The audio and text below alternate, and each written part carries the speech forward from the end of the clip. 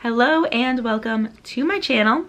My name is Brienne Beebe. I'm a high school math teacher and today's video is a request. Last month I shared about how I was using my iPad with my smartboard to teach my classes, and surprisingly I had a lot of questions and a request to make a video, so here we are. So if we've never met before, hi, I am obsessed with my iPad. I bought my iPad back in 2018. Normally for these videos I would share the information about the iPad and the pencil I use, but this is the 2018 iPad, the first generation Apple Pencil. There have been a lot of upgrades, so I don't feel like I really should be sharing some of the information for the older ones, because you know what happens is it still works just fine, but eventually they're going to stop providing updates for this. I don't know when, but at some point down the line, I'm going to have to upgrade to a newer iPad, which is fine, but I'm telling you it's lasted 4 years. So even though personally it was an investment, it was worth it because of how much use I've been able to get out of this. My iPad I purchased through my phone provider, so I have a data plan on my iPad, so that way I don't have to worry about connecting to Wi-Fi or anything like that. So that time when we were teaching from home, math teachers in particular, we had a struggle where we needed to be able to solve math problems, which means writing out multiple steps and needing to show that to our students, and we had all different solutions. Mine in particular was to use the GoodNotes app on my iPad. And then once we returned back to the classroom, I really missed teaching with my iPad. It was honestly just so much easier for so many different reasons and in so many different ways. So I am thrilled to have found a way to connect my iPad directly to my smartboard, and now I can use my iPad on my smartboard to teach my students. It has been life-changing. So before I go into too many details about that, I'm going to show you how it is that I'm connecting my iPad to my smartboard. Hi, it's so crazy to be back in my classroom filming. This hasn't happened in a long time, but it is currently before contract hours. So this is what I'm using to connect my iPad to my smartboard. So this is my smartboard. It's a smart TV. This is new. I got this in May. And this cable right here is HDMI to Lightning. I'll have this linked below to Amazon. It'll be an affiliate link, but this was like, I think $17 when I bought it.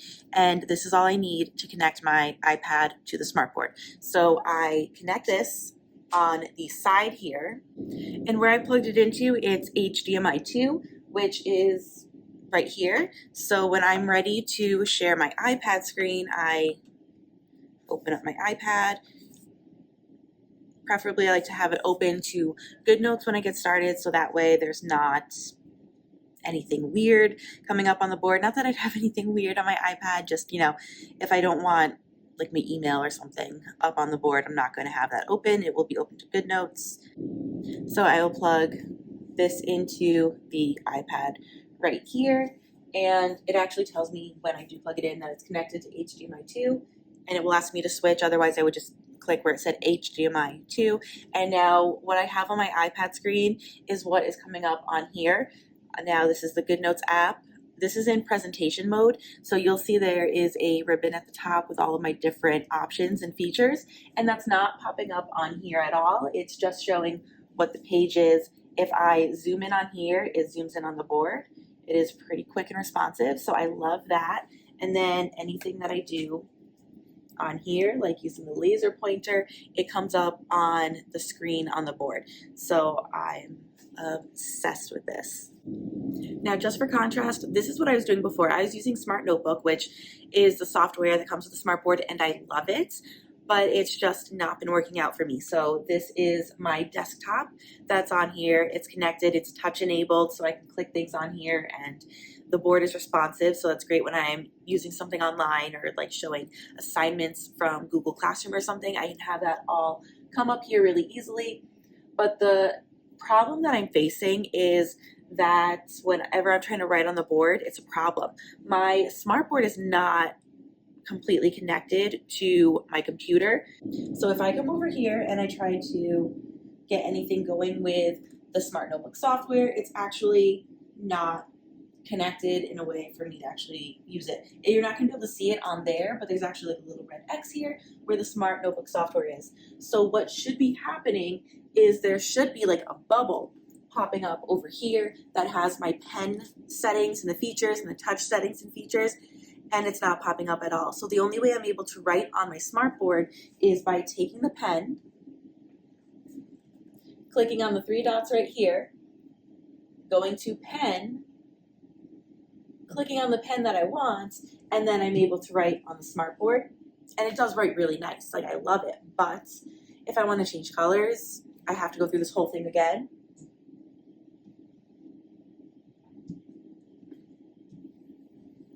And trying to do that in the middle of class every time I need to change colors is annoying. Then if I want to try the highlighter, I have to go through that process, but then I'll be trying to write in pen and it will randomly switch over to highlighter in the middle of what I'm writing. So it's just not been good. So the iPad has been a huge lifesaver. So the smartboard that I have now in my classroom is that smart TV. I will put the model information in the description below in case you need it. Up until May, I had the traditional smartboard with the projector and it just wasn't orienting, so we had to get a new one. So that was my replacement. The issue that I'm having with it though is it's not connecting to my computer. There's supposed to be a bubble that has all of your smart ink settings available to you to be able to tap and change the pen colors and change the highlighters and do all those different things. It doesn't come up for me because it says the smartboard's not connected to the computer. It is really weird. The tech department and I have been trying to fix this since August and it's just not fixed. We can't figure it out. So being able to use my iPad instead has been a life changer. So on my iPad, I use the GoodNotes app. I will link videos below where I've shown an on-screen demo of what GoodNotes looks like, but I love that I can so easily change the pen colors. I can switch to a highlighter and change those colors. Erasing is easier. I have my eraser set as a stroke eraser, so I can just like tap something barely and it will get rid of just a part of it. It's just made it really easy to like fix math problems if I make a mistake or fix a diagram or just anything. So that has been a huge lifesaver. The other thing that I love on there is the laser pointer. So I can like point to and like circle things and just show things to students without having to like point with my finger, and it's just made it so much easier. So another piece of equipment that I use that wasn't shown in the video is a standing desk that I have that's on wheels so I can roll it around my classroom. I really got it in case I had students remote again this year because I would need my Chromebook to teach them because they would be online there. But I haven't had to do it that much this year, which has been nice. But that standing desk is a great place for me to rest my iPad. I tried like holding it and walking around and writing, and that just doesn't really work for me. It gets really heavy. My wrist starts to hurt, so being able to lay this down on that standing desk has been so much easier. So I'll have my standing desk on the side of my board where my iPad connects, and I'll be teaching from here. What's nice is that I don't have to like turn my back or turn awkwardly to face the class in different ways as I do to write on the smartboard.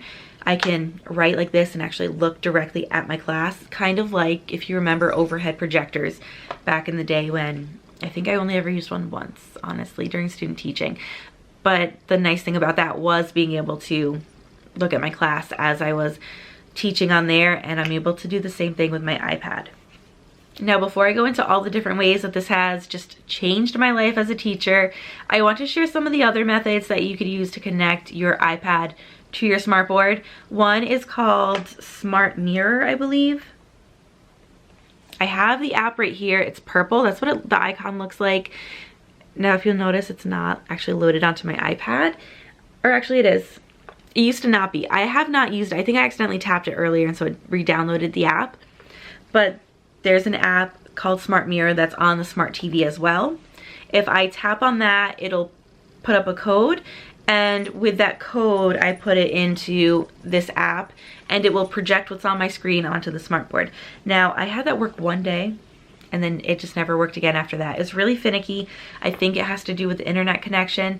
So I mentioned that my iPad is on data, but I just personally feel like I should not be using the data that I pay for personal use in my job.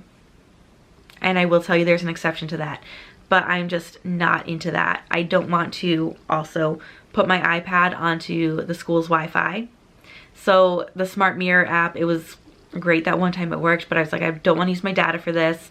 And the Wi-Fi that we have that I would have to connect to is our school's student Wi-Fi, and it's just not very good or reliable. So I just don't really use it that way.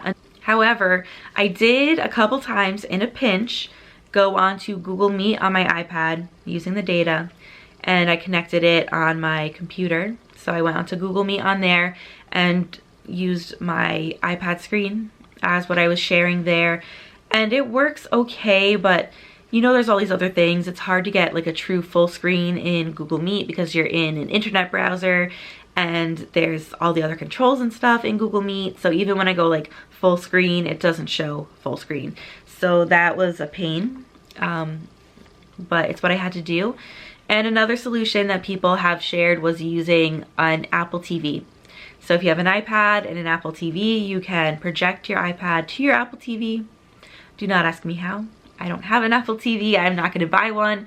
I'm sure my school will not be buying them either. So it's just not something that is a solution for me. But maybe it is for you. So I just wanted to share that just in case.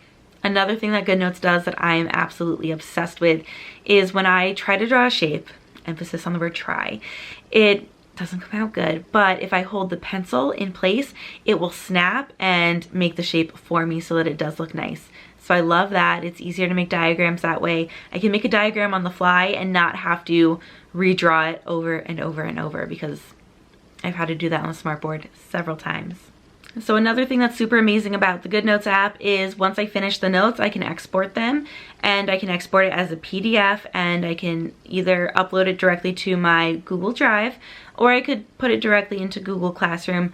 Personally, I like to put it into Google Drive and then have more control over where it lands in Google Classroom. And this is my one exception. I will use my data to export these things into my Google Drive. It's just easier that way. The alternative would have been trying to airdrop it to my Mac and then upload it from my Mac to my Google Drive. It's just not worth all the extra steps. So I'll put that directly into Google Drive from there, so students are getting exactly the notes that we did in class, which I love. And you can do that with the Smart Notebook software. That's what I've been doing for years. It's easy because it's right here, and I'm able to do it before class even ends. So once we're done with the notes, I can go ahead and export what we have right away. And here's the other thing that I'm loving about using my iPad. So I'm able to annotate the notes that are a PDF. So once I finish my notes and I've proofread them and I've made my copies and everything, I just take the notes and I airdrop them from my Mac onto my iPad. So they're all here, they're stored on here, no big deal. Previously, what I had to do though was take the notes that were done on a PDF and then turn them into a Smart Notebook file.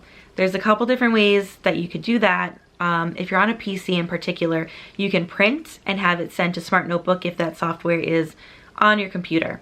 If not, or if you're on a Mac, Macs don't do that, I would have to pull up the PDFs, take screenshots of everything, try to make sure that they'd fit on the smartboard page, and I'd have to make like a Smart Notebook for every lesson with all the pages from the notes plus the warm-up that I do and everything like that. So it was a whole extra step in my lesson planning that now I can kind of skip. So it's going to save me tons of time, like a whole day from each week of my batch lesson planning process. So once the notes are done, I'm going to upload them onto my iPad. And then what I am doing with Smart Notebook though is I'm creating my warm-ups and the slides that I would use for those. I'm doing them for the entire week at once. So now I'll have just 3 Smart Notebook files on my desktop, one for each course that I teach, but it will be all of the warm-ups for the entire week. So that has been saving me time too. It's less to upload and download. And what I'm working toward is making one Smart Notebook file for the entire unit. So I'll have all of my Smart Notebook slides into one file for the entire unit. That's going to save me so much time too. That's just going to take some time getting that set up, but that's my goal for the rest of this year, is to get that done. And if not, it's something I would work on during the summer one day. But that is everything. I hope I wasn't rambling too much, and I don't mean to gush, but like I'm obsessed with my iPad and the GoodNotes app and just being able to use it for teaching. It is revolutionary. I hope this video was helpful. If you have any questions, please do not hesitate to leave a comment. And as always, thanks for watching.